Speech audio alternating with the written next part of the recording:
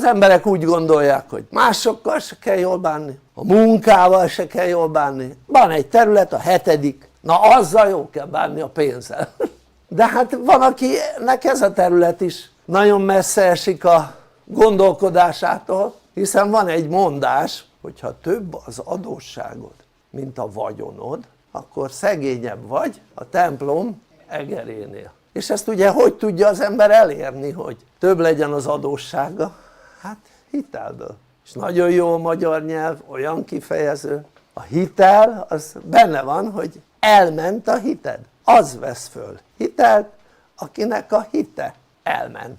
Ha valakinek van hite, akkor nem vesz föl hitelt, mert miben hisz? Hogy megteremti azt az összeget, amire neki szüksége van, érted?